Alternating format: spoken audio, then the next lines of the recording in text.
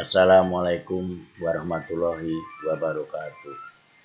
Selamat pagi dan salam sejahtera bagi kalian. Hari ini kita memasuki pertemuan kedua dengan mata pelajaran PPKN. Materi hari ini merupakan materi lanjutan pada minggu kemarin pada bab yang sama, yaitu tentang perumusan dan penetapan Pancasila sebagai dasar negara.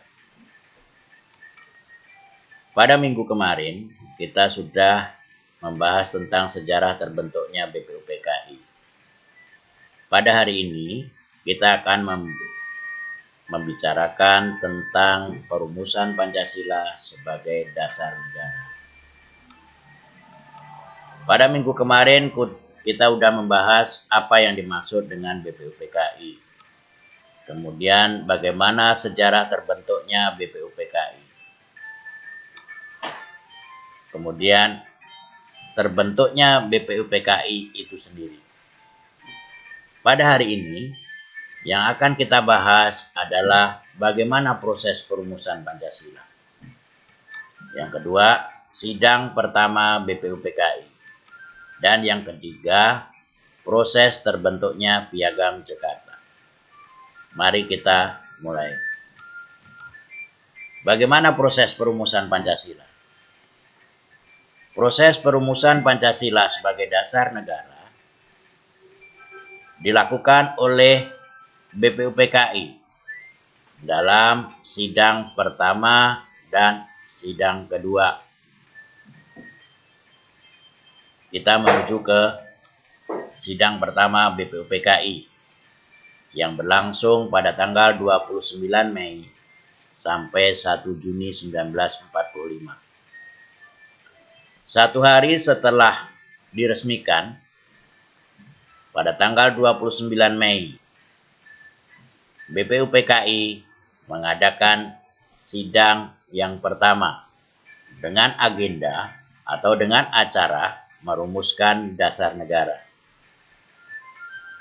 Sidang pertama BPUPKI dilaksanakan di Gedung Chuo Sangiin atau yang sekarang dikenal dengan Gedung Pancasila. Sidang pertama dibuka oleh Ketua BPUPKI, yaitu Dr. Rajiman Widyodiningrat. Dalam sidang itu muncul 3 tokoh pendiri bangsa yang mengusulkan tentang rumusan dasar negara.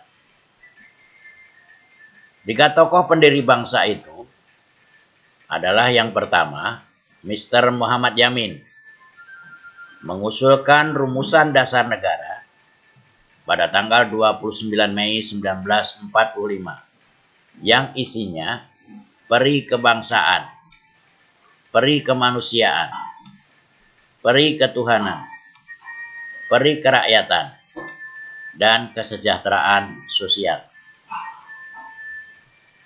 Tokoh yang kedua yang mengusulkan tentang rumusan dasar negara itu adalah Mr. Supomo. Mr. Supomo mengusulkan rumusan dasar negara pada tanggal 31 Mei 1945 yang isinya 1. Persatuan, 2. Kekeluargaan, 3. Keseimbangan lahir dan batin, 4. Musyawarah, dan yang kelima keadilan sosial. Tokoh pendiri bangsa yang ketiga yang mengusulkan rumusan dasar negara itu adalah Insinyur Soekarno.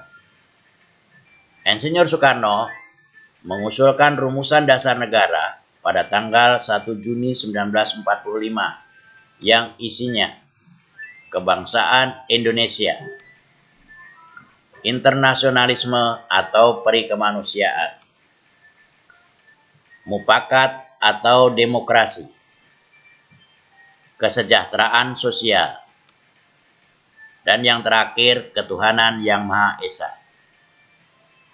Atas usul sahabatnya yang ahli bahasa, usulan itu kemudian diberi nama dengan Pancasila, yang akhirnya setiap tanggal 1 Juni kita peringati sebagai hari lahir Pancasila. Kita menuju ke yang ketiga, proses terbentuknya Piagam Jakarta. Pada tanggal 1 Juni 1945, BPUPKI membentuk suatu panitia kecil yang sering disebut dengan Panitia 9 dengan Ketua Insinyur Soekarno. Panitia 9 mempunyai tugas menampung aspirasi anggota untuk dibuat sebagai rumusan dasar negara.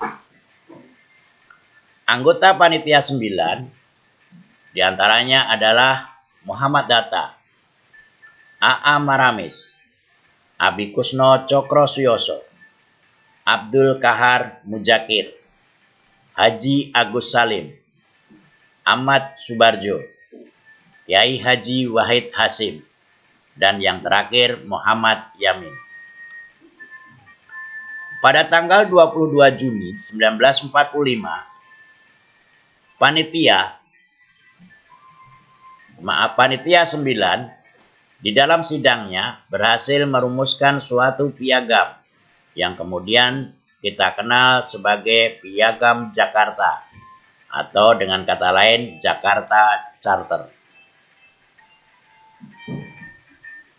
Hasil Panitia 9 kemudian diserahkan kepada BPUPKI yang isi dari Piagam Jakarta hasil Panitia 9 itu hampir sama dengan Pancasila yang sekarang. Yang berbeda itu hanya sila pertama.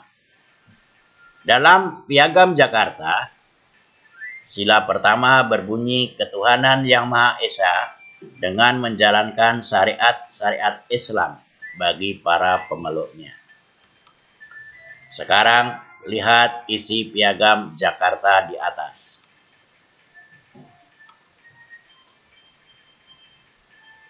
Yang pertama, ketuhanan yang Maha Esa dengan kewajiban menjalankan syariat Islam bagi para pemeluk-pemeluknya.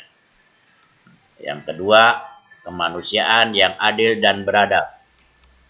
Yang ketiga, persatuan Indonesia. Dan yang keempat, kerakyatan yang dipimpin oleh hikmat kebijaksanaan dalam permusyawaratan perwakilan. Serta yang terakhir, yang kelima, keadilan sosial bagi seluruh rakyat Indonesia. Saya kira itu dulu materi yang Bapak berikan pada hari ini. Pahami, kemudian kerjakan tugas yang nanti akan Bapak berikan setelah kalian paham materi ini. Akhir kata, wassalamualaikum warahmatullahi wabarakatuh.